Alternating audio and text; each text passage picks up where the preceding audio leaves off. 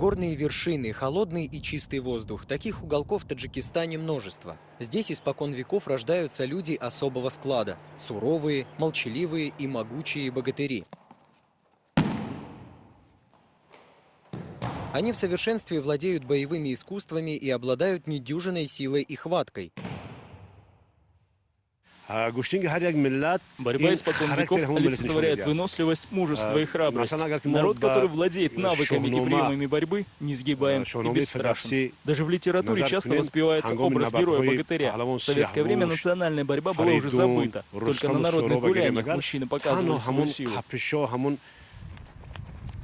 Тренер Усто Устапиров готовит будущих борцов Гуштин по особой методике, в которой совмещаются физическая подготовка с интеллектуальным развитием. Он уверен, что борец должен обладать не только силой, но и расширенным кругозором.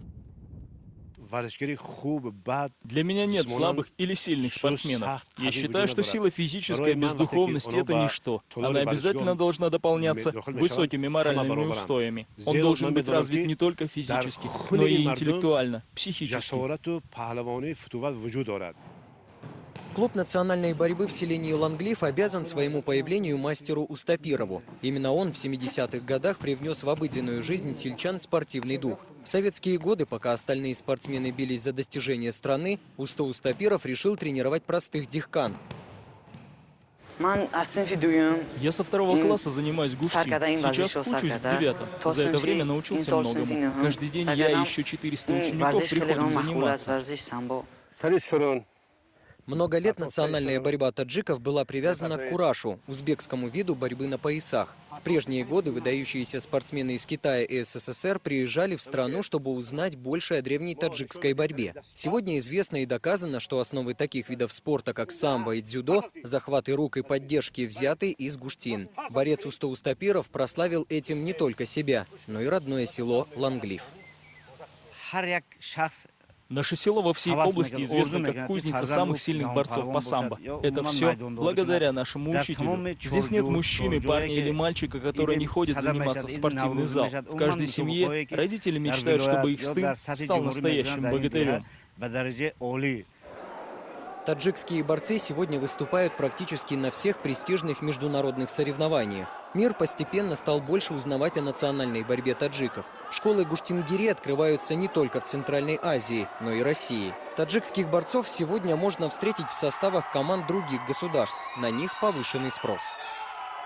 В составе этой кемеровской команды в основном воспитанники нашей школы и воспитанники Северной Осетии. Осетины, да, они тоже считаются горными, а мачинские тем более горные.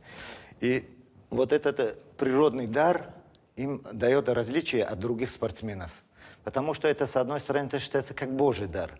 Вот как приедешь в спортзал, сразу говорят, таджикская школа.